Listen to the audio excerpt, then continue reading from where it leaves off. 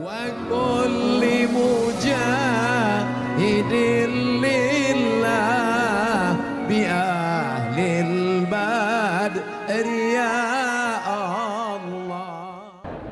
Jamaah yang dimuliakan Allah Subhanahu wa taala, inilah yang sedang dimiskinkan hari ini. Sengaja dicari titik-titik perbedaan antara yang pakai celana dengan yang pakai sarung, dibenturkan.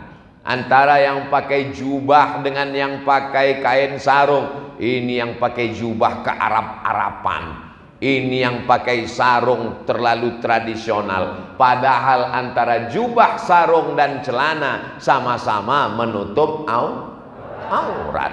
Kalau yang pakai celana dengan sarung dan jubah kelahi, yang ketawa yang nggak pakai celana. Ini semua penting. Yang sudah pakai kerudung tapi masih setengah-setengah, namanya hijrah pasrah tapi tak rela. Yang satu lagi jilbabnya sudah panjang, mestinya mereka saling berdamai, mestinya mereka saling berlapang dada untuk memanjangkan kudung jilbabnya. Tapi di lapangan justru mereka saling berkelahi antara jilbab panjang dengan jilbab pendek kelahi. Akhirnya yang ketawa yang nggak menutup kepala. Malah yang tidak menutup kepala bisa berdamai. Lalu kemudian mereka membalik logika berpikir itu. Lebih baik mana? Punya jilbab tapi suka kelahi, atau nggak pakai jilbab tapi orangnya baik? Akhirnya yang jawab pusing, karena yang nanya juga bingung. Kita terjebak pada logika-logika skolastik. Kita terjebak pada pilihan-pilihan yang tidak benar.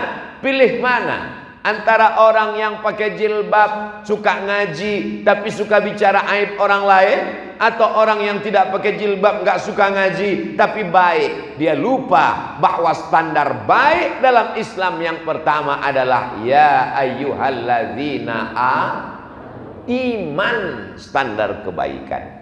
Mau meminang laki-laki, meminang anak perempuan, standar kebaikan yang pertama, idza ja'akum man tardawna dinan, din, agama yang pertama. Begitu juga ketika laki-laki menikahi perempuan, apa yang dipandang? Tungkahul mar'atu li arba', perempuan itu dinikahi karena 4. Limaliha, karena hartanya.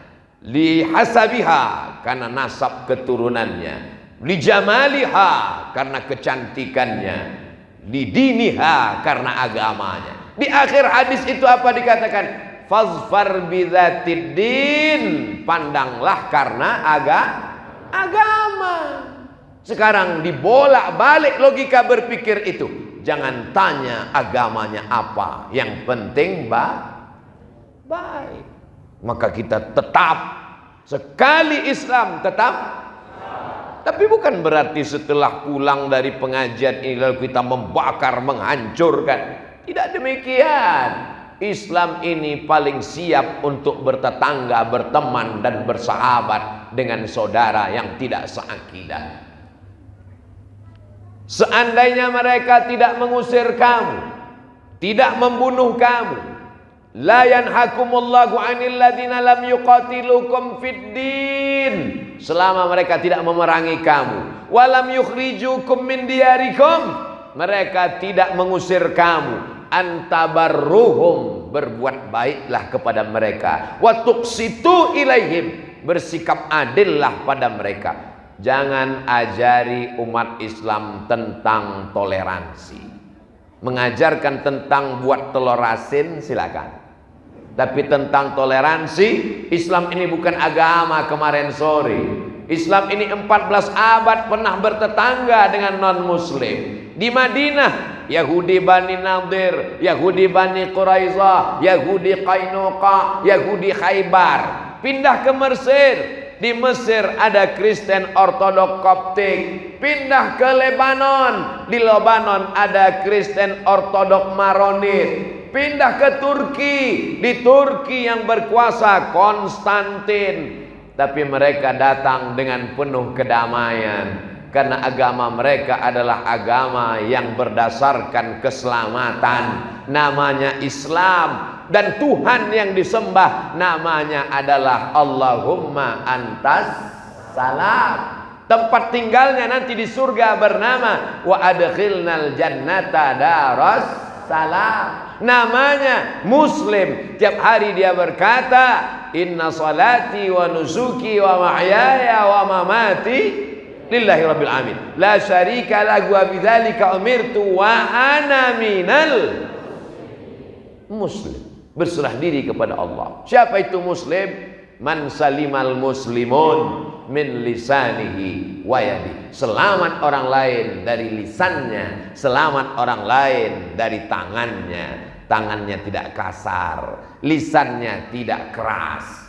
Abdul Somad itu ngomong aja begitu lisan. Dari tadi ngomongnya keras. Saya tidak keras, mikrofonnya bagus.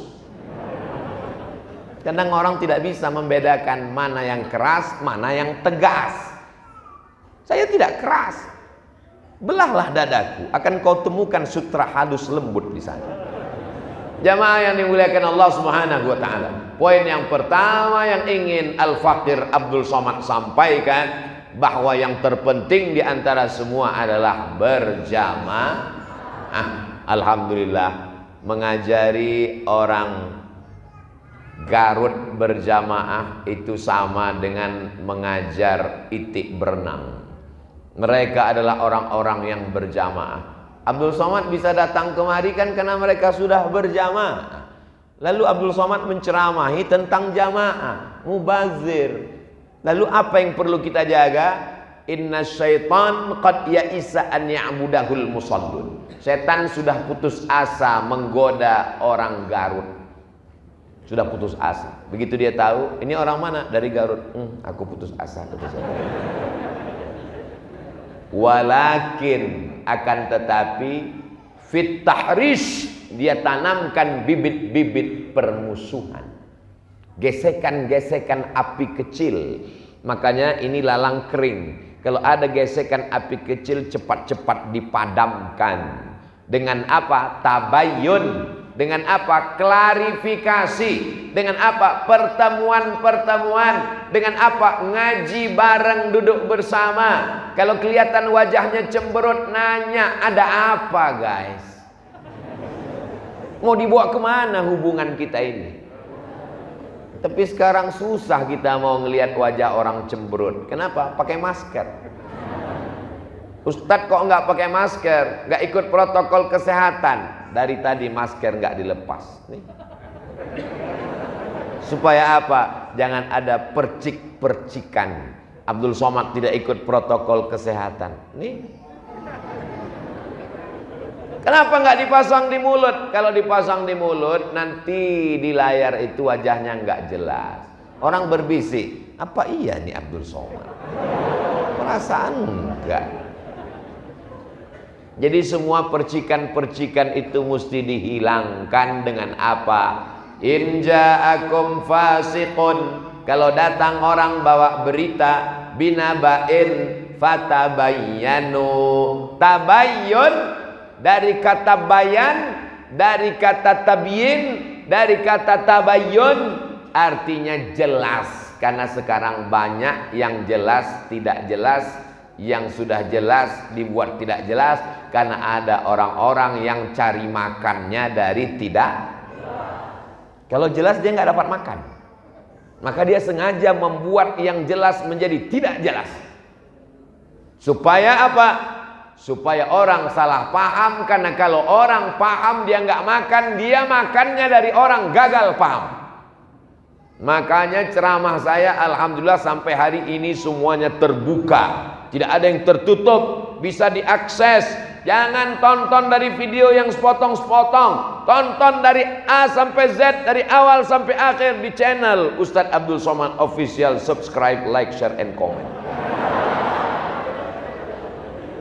Bisa dipertanggungjawabkan semuanya. Dan tausiah saya itu pakai poin. Poin 1, poin 2, poin 3. Malam ini akan saya sampaikan 4 poin. Supaya apa? Supaya yang anak-anak sekolah, kuliah biasa membuat kesimpulan. Dan intel-intel laporannya tepat, nggak salah. Bahwa poin yang pertama yang ingin saya sampaikan adalah jaga jamaah.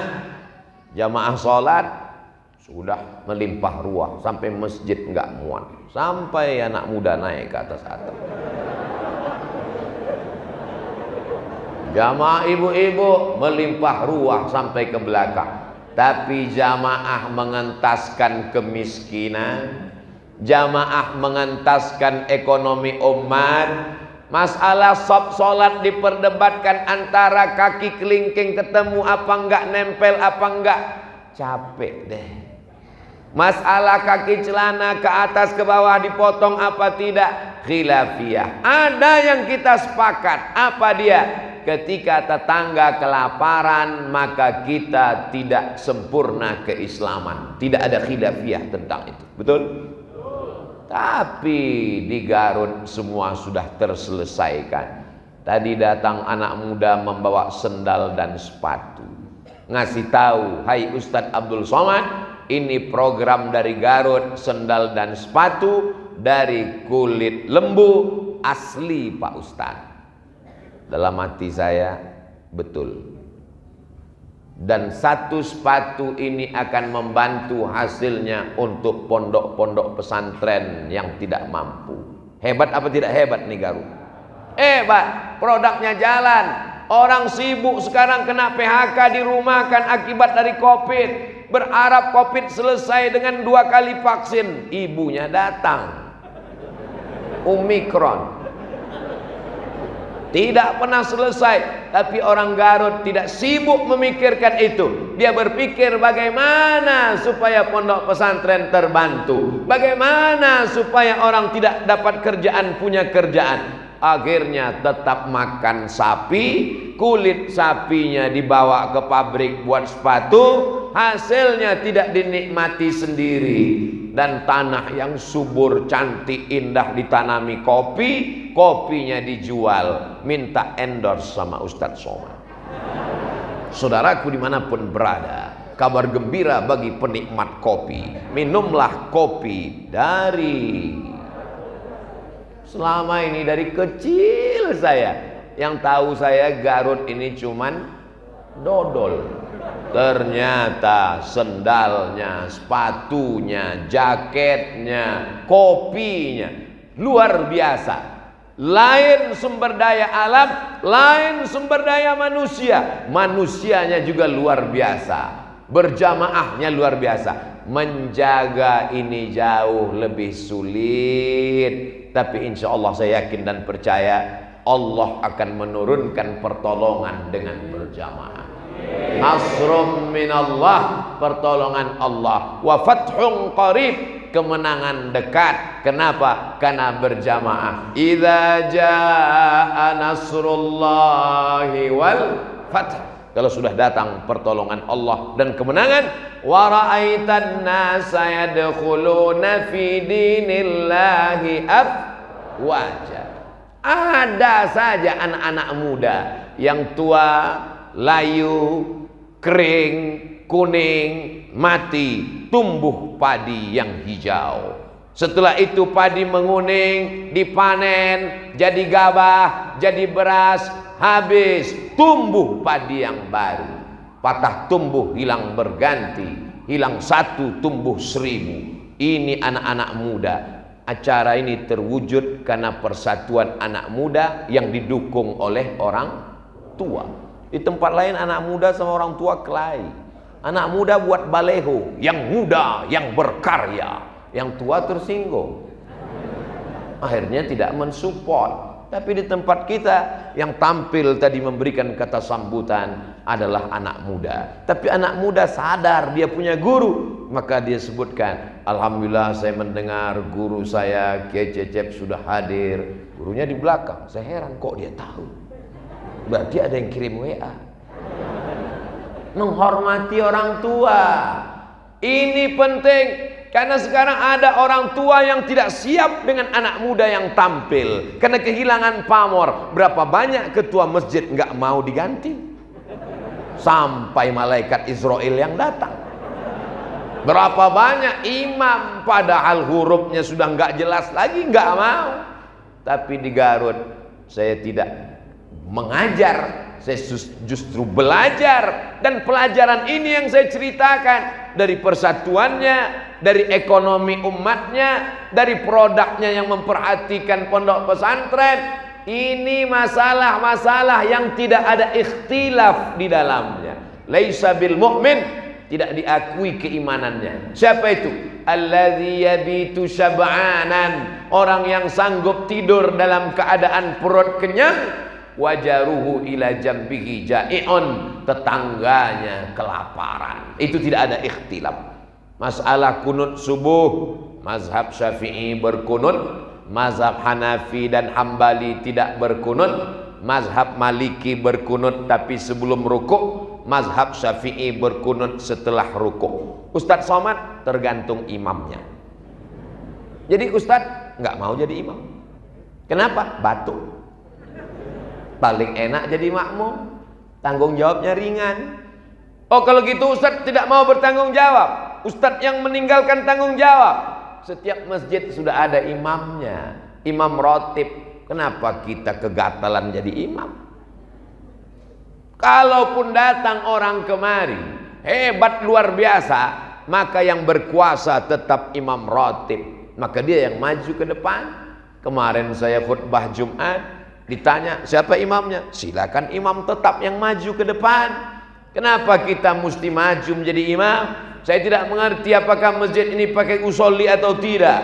Apakah bismillahnya jahar atau sir. Apakah selesai sholat zikirnya kuat atau pelan. Apakah selesai sholat ada doa bersama atau tidak. Apakah subuhnya pakai kunut atau tidak. Paling selamat biarkan imam yang ada. Itu metode dakwah saya. Yang penting disampaikan tentang yang tidak ada ikhtilaf di dalamnya.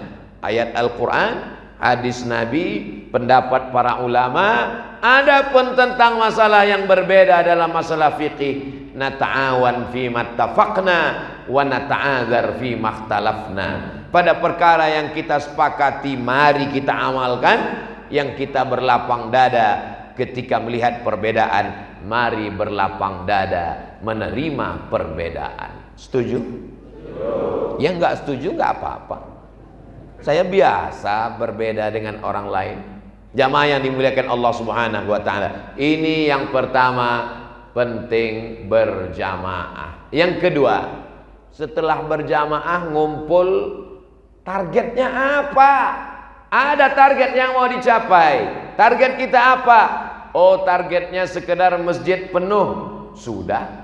Targetnya masjid cantik bagus. Sudah selesai. Marmernya sampai memanjat ke atap. Cantik, awan sampai turun ke tengah, balon pun ada nyangkut satu. Indah, kacanya sudah dipasang keliling supaya jamaah di luar bisa melihat ke dalam, yang dalam bisa melihat keluar. Semua orang yang lewat dari jalan bisa melihat. Oh, ternyata tiang lebih banyak daripada orang. Yang di dalam juga bisa melihat keluar. Oh, ternyata mereka lebih banyak lalu lalang daripada sholat. Saudaraku yang berada di luar, kami melihat kamu di luar seperti melihat ikan mas koki. Kami sedang berada dalam akuarium yang besar. Jamaah yang dimuliakan Allah, target kita ke depan apa? Targetnya jangan lagi ada anak umat Islam yang tidak bisa baca Quran. Maka kita kirim guru-guru agama ke pedesaan, ke perkampungan. Setuju? Dikoordinir. Di sini yang kurang guru MDA berapa? Guru ngaji berapa? Dari maghrib ke isya mesti ada yang ngaji, mesti ada yang jadi imam. Di satu daerah ada pondok pesantren, ada penghafal Qur'annya, banyak santrinya, tapi numpuk. Tapi di satu daerah tidak ada yang mengajar ngaji, tak ada yang bisa jadi khatib, tak ada yang bisa jadi imam. Ini kedua kelompok ini sedang saling membutuhkan. Mereka memerlukan guru mengaji, mereka tidak tahu mau mengajar kemana. Siapa yang bisa mengkomunikasikan ini? Inilah pentingnya dakwah ke perkampungan, ke pedesaan terisolir. Apa itu Abdul Somad? Ngomong tentang dakwah di perkampungan. Dia ceramahnya cuma di kota-kota aja. Kalau yang ngundang bupati, gubernur, pejabat datang. Tapi kalau di musola kecil nggak mau datang. ini berarti belum lihat Instagram Abdul Somad. Saya ini ustadz hutan, masuk hutan keluar hutan, masuk kampung keluar kampung, sampai ke suku pedalaman, suku Terasing, masuk ke dalam suku anak dalam di Jambi, masuk ke suku Akit bersama dompet duafa, masuk ke suku Talang Mama, naik perahu, naik sampan, digigit pacat dan lintah, semua sudah dialami, dijalani. Jadi sampai hari ini masih ada program-program ini. Tidak bisa ternyata kita masuk ke pedalaman. Kenapa? Karena mereka masyarakat yang inklusif, tertutup, bahasanya berbeda, adat istiadatnya tak sama. Mereka tetap merasa kita asing. Kalau gagal kita masuk ke dalam, maka anak-anaknya yang ditarik untuk disekolahkan, masukkan ke pondok pesantren. Tidak cukup hanya kelas 6 pulang, kita mesti kuliahkan dia selesai S1. Tempat tinggalnya di mana? Carikan masjid-masjid yang perlu imam. Setelah tamat 4 tahun, nanti selesai itu kemana? Maka kita siapkan musola, pondok pesantren di pedalaman, tempat dia belajar. Supaya apa? Supaya mereka kembali ke kampungnya, tidak lagi melihat orang asing yang datang ke negerinya. Ini metode dakwah. Inilah yang dilakukan oleh Nabi Muhammad sallallahu alaihi. Orang Yaman belajar Islam ke Nabi, dikirim pulang. Apa kata Nabi? Uktubu li Abi Syah, tuliskan khutbahku untuk Abi Syah supaya dia pulang ke Yaman. Sebelum Nabi hijrah, itu sahabat-sahabat yang datang dari kota Al-Madinah belajar Islam ke Nabi, pulang membawa Islam. Falaula nafara min kulli firqatin minhum ta'ifatun, jangan semuanya perang, mesti ada 1-2 orang liyatafaqahu fid din, belajar agama. Setelah dia belajar agama, dia pulang ke kampungnya, liyunziru qaumahum, untuk memberikan peringatan. Puncak akhirnya adalah la'allahum yahzarun. Mudah-mudahan orang masyarakat di kampung menjadi orang yang takut kepada Allah Subhanahu wa taala. Setuju? Kalau saya yang masuk di desa Terasing di Jawa Barat, di masyarakat Sunda, mungkin tidak diterima. Kenapa? Karena saya ngomongnya terlalu keras. Orang Sunda ini kan lembut. Gimana Bapak? Apa kabar? Sehat? Kalau apa kabar? Sehat? Jadi kaget dia, nggak sesuai. Maka jangan paksakan Abdul Somad yang datang ke sana, tapi anak-anaknya yang kita tarik, masukkan ke pondok pesantren, disekolahkan. Maka setelah dia belajar, dia pulang. Tapi tentu dia perlu ijazah, maka mesti ikut ijazah persamaan paket B, paket C. Lalu kemudian kuliah, mungkin nanti ada pengangkatan dai dari Kementerian Agama, atau ada tes CPNS, atau nanti ada pemilihan kepala desa, atau dia mau caleg 2024, dia sudah punya ijazah S1. Ini penting. Tidak cukup hanya sekedar tawakal. Ini sekarang banyak orang setelah berislam, berdakwah, hijrah, serahkan pada Allah. Gimana dakwah kita di perkampungan, di pedesaan? Ini agama Allah, akan ditolong Allah, serahkan pada Allah. Kalau beginilah Wali Songo dulu, kita nggak Islam sekarang. Mereka ada yang menekuni bidang pertanian, ada yang menekuni bidang perikanan, peternakan, ada yang menekuni mendekat kepada kekuasaan. Makanya berubah dari Majapahit menjadi kerajaan Demak, karena kekuasaan juga penting.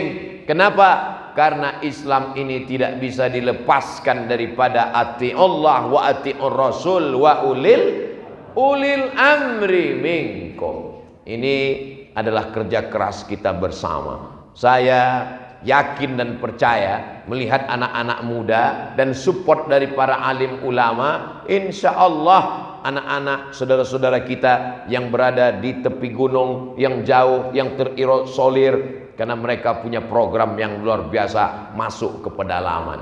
Ustaz Abdul Somad gak usah diajak, videonya aja dikirim ke sana.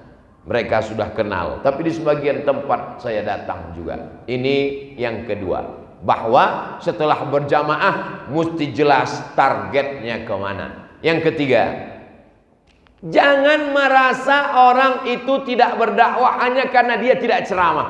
Nah, ini perlu diluruskan. Orang selalu memahami bahwa dakwah itu adalah ceramah. Siapa yang tidak ceramah berarti tidak benar. Bisnismen dia tidak ceramah, dia diam aja. Datang, diam, ngantuk, tertidur. Tapi duitnya jalan.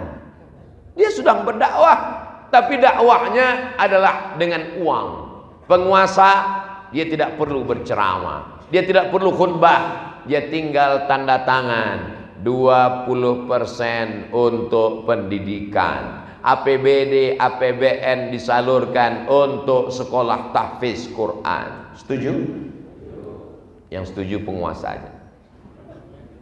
Jamaah yang dimuliakan Allah Subhanahu wa taala, yang namanya dakwah itu ada dakwah bil khitabah, ceramah, khutbah, kultum, tausiah, tapi ada dakwah bil quwwah, dakwah dengan kekuasaan. Mesti ada anak-anak muda ini yang menjadi calon legislatif, nanti duduk di parlemen memperjuangkan syariat Islam melalui partai. Betul? Mesti ada orang-orang kaya yang menolong agama Allah dengan hartanya. Dia salurkan berasnya, tanahnya dia wakafkan untuk sekolah tahfiz Quran, semen, batu kerikil, bata untuk membangun masjid. Alhamdulillah, setelah ceramah Ustadz Somad, banyak orang kaya mewakafkan tanah, Pak Ustadz. Tanah siapa? Tanah yang bermasalah semua, Pak Ustadz. Ini penting, karena kita selalu menganggap orang kaya tidak berdakwah, pejabat tidak berdakwah, anggota dewan tidak berdakwah. Dakwah jangan pahami hanya sekedar ceramah. Kalau kita pahami dakwah ini ceramah, nanti semua orang mau ceramah. Bupati wali kota pun minta jadwal ceramah. Dia mau khutbah juga, karena dia pahami kalau tidak khutbah tidak berdakwah. Padahal dalam Islam, ud'u ila sabili rabbik, ajak orang ke jalan Allah bil hikmah, dengan kata-kata, tapi tidak semuanya dengan kata. Wal mau'izatil hasanah, contoh suri tauladan yang baik. Ibu mungkin bukan profesor doktor, bukan kiai, bukan penceramah, tidak pernah di Al-Azhar, tidak pernah di Gontor, tidak pernah di pondok pesantren salafiyah, tapi ibu sedang berdakwah karena jilbab ibu panjang, karena akhlakul karimah ibu mendidik anak-anak. Anak-anak menjadi takut pacaran karena ibu tegas. Ibu mendidik anak-anak untuk sholat istiqomah, on time, tepat waktu. Maka ini adalah bagian dari dakwah. Doa juga dakwah. Di tengah malam dia berdoa, ya Allah, selamatkan anakku dari narkoba, selamatkan suamiku dari dilarikan pelakor. Ini juga dakwah. Dakwah itu tidak hanya sekedar mengajak orang ke jalan Allah. Marilah kita berdakwah, marilah kita takut kepada Allah. Berapa banyak kata-kata batal karena perbuatan. Lisanul hal afsah min lisanil maqal. Perbuatan, action lebih utama daripada ucapan. Bahkan kalau di pedalaman itu tablik akbar nggak bisa. Saya berapa kali masuk ke pedalaman, nggak ada pengajian. Kenapa? Orang mereka nggak kenal. Saya di Garut mesti pakai masker, biar supaya orang jangan kenal. Udah pakai masker, keluar dari restoran, tetap juga mereka baris. Apa ini? Mau foto, Pak Ustadz. Tapi di pedalaman, saya senyum, mereka cuek aja. Ente siapa, kata dia. Dia nggak kenal. Jadi bagaimana berdakwah di pedalaman? Sosialisasi bagaimana cara buat sarang lebah. Kenapa sarang lebah? Karena mereka perlu budidaya lebah. Boleh minum? Bismillah.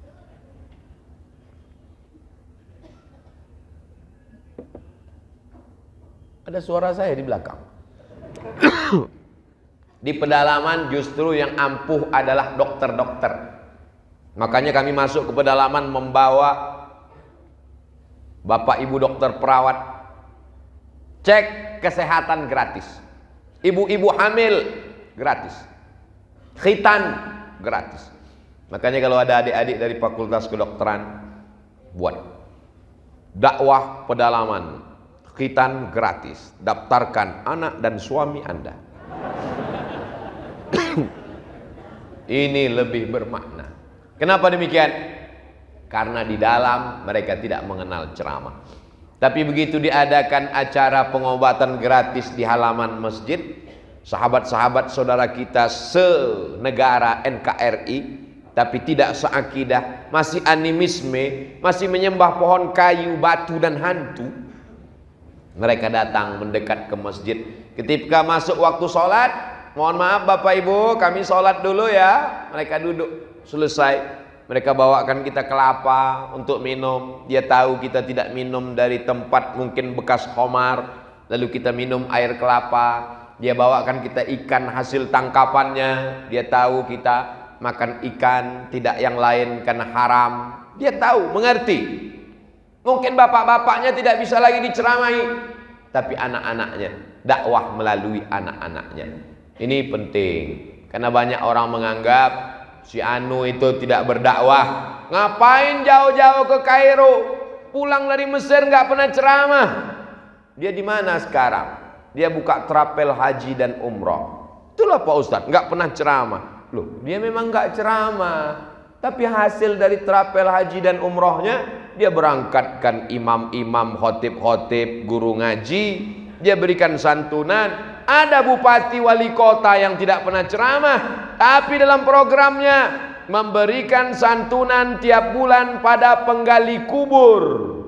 Penggali kubur tidak pernah diperhatikan, padahal orang mati tidak bisa menggali kuburannya sendiri. Siapa yang memperhatikan penggali kubur? Siapa yang memperhatikan yang memandikan jenazah? Ibu-ibu perhatikan itu, siapa yang memandikan jenazah. Karena kalau tidak kita perhatikan orang yang memandikan jenazah, memangnya mau jenazah kita dimandikan dorsmer? Penting. Nampaknya sepele, remeh temeh, tapi kita tidak memperhatikan. Ada orang yang memperhatikan itu dengan APBD-nya. Dibuatkan Badan Amil Zakat Nasional. Orang-orang yang berhasil bisnisnya, bayarkan zakatnya ke Badan Amil Zakat Nasional. Karena kalau cuma satu orang bayar sendiri, hanya cukup untuk orang di sekitarnya saja. Tapi kalau umat sudah menyatukan zakatnya, maka banyak yang terbantu dan tertolong. Ini juga bagian dari وكل مجاهد لله بأهل البدر